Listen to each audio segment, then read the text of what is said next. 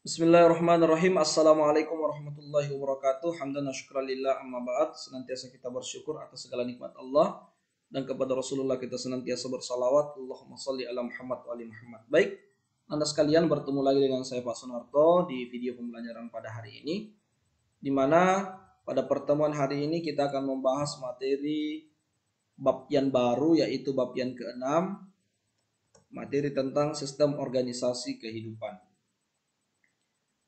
Anda sekalian tentu sudah tahu bahwa tubuh tersusun atas jutaan sel. Jadi tubuh dari suatu makhluk hidup ya atau manusia itu tidak terbentuk begitu saja.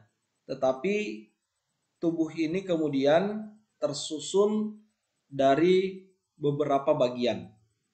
Bagian itu ada yang disebut dengan sel. Jadi sel kemudian akan membentuk rangkaian berupa jaringan. Dari jaringan kemudian akan membentuk suatu organ. Dari organ ini akan membentuk yang namanya sistem organ. Dan dari sistem organ inilah kemudian akan membentuk yang namanya organisme atau individu. Ya, terbentuklah kita. Jadi tubuh kita ini memiliki kompleksitas yang sangat luar biasa dari segi penciptaannya.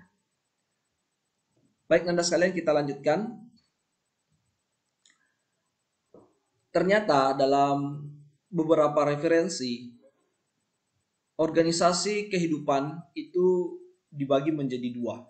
Ya, jadi ada yang berpendapat bahwa organisasi kehidupan ada yang disebut dengan organisasi tingkat molekuler. Kalau dia tingkat molekuler berarti berkaitan dengan proses kimia yang terjadi di dalam tubuh makhluk hidup sehingga terbentuk susunan organisasi kehidupan. Dia dimulai dari bagian yang terkecil yang disebut dengan atom. Dari atom ini kemudian akan membentuk molekul, kemudian dari molekul akan membentuk yang namanya senyawa, dari senyawa akan membentuk yang namanya organel, dan dari organel akan membentuk yang namanya sel.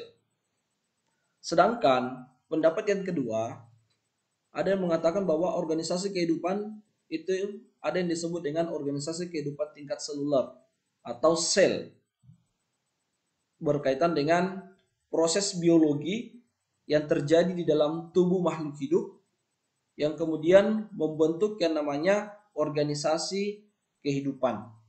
Di mana dia dimulai dari bagian yang terkecil yang disebut dengan sel. Dari sel ini kemudian membentuk yang namanya jaringan, dari jaringan membentuk yang namanya organ, dan dari organ membentuk yang namanya sistem organ, dan sistem organ membentuk yang namanya organisme. Baik, kita akan coba melihat.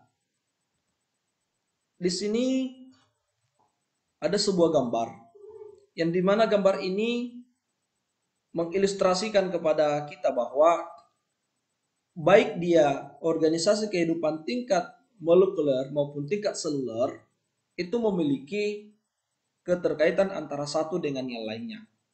Tujuannya dibedakan adalah untuk memudahkan kita bahwa ada proses kimia yang terjadi di dalam tubuh kita dan ada proses biologi yang terjadi di dalam tubuh kita dengan mekanisme yang berbeda.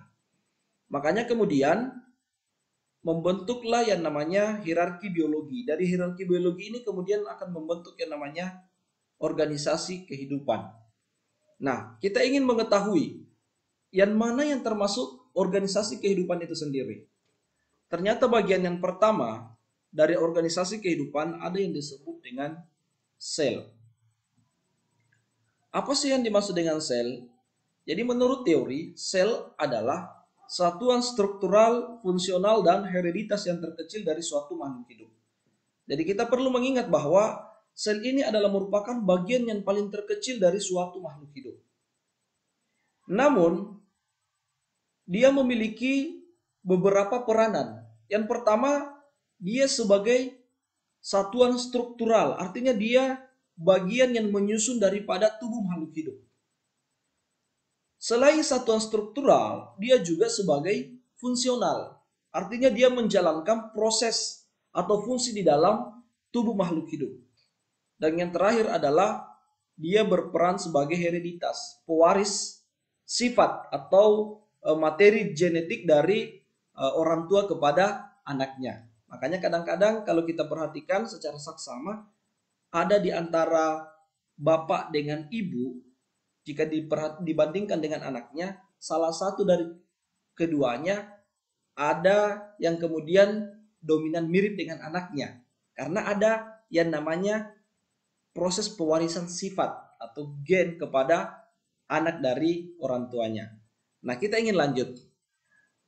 Bagian utama dari sel itu ada 3. Ya, jadi bagian utama dari sel itu ada 3. Jangan sampai tertukar dengan organel sel. Ya, jadi kita perlu membedakan bahwa bagian utama dari sel itu ada yang disebut dengan membran atau selaput plasma.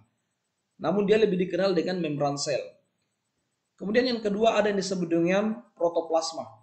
Dan yang terakhir ada yang disebut dengan inti sel atau nukleus. Nah, berdasarkan jumlah penyusun selnya, makhluk hidup dibagi menjadi 2. Ya, ada yang disebut dengan uniselular dan ada yang disebut dengan multiselular. Jadi apa sih yang dimaksud dengan uniselular? Jadi dia adalah makhluk hidup yang terdiri atas satu sel saja. Jadi dia terdiri dari satu sel. Makanya dia disebut sebagai uniselular atau monoselular.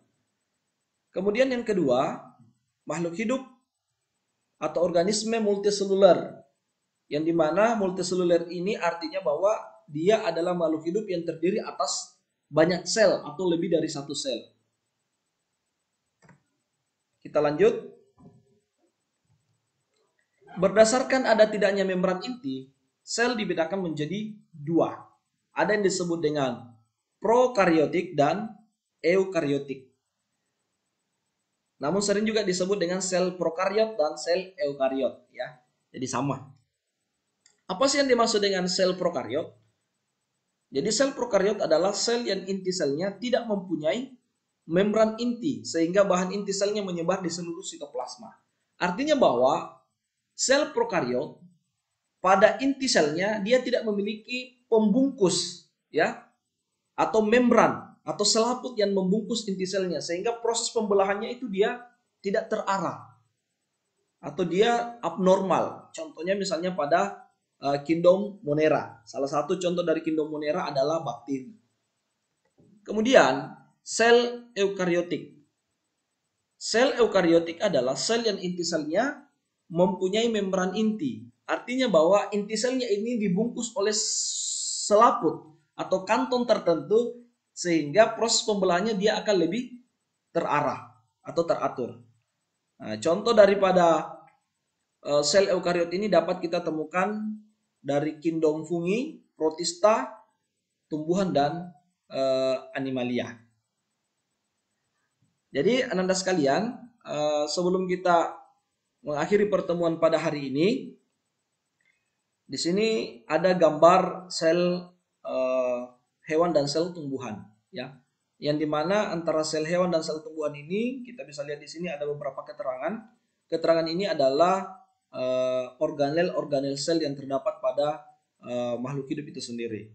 Insya Allah pada pertemuan selanjutnya kita akan membahas lebih spesifik terkait dengan organel sel. Saya kira cukup untuk pertemuan kita pada hari ini. Semoga apa yang Bapak sampaikan bisa dipahami dan tentu bermanfaat untuk keberlangsungan proses pembelajaran kita. Saya kira cukup. Mohon maaf atas segala kekurangan. Terima kasih atas segala perhatiannya. Billahi fisabilil haq fastabiqul khairat. Assalamualaikum warahmatullahi wabarakatuh.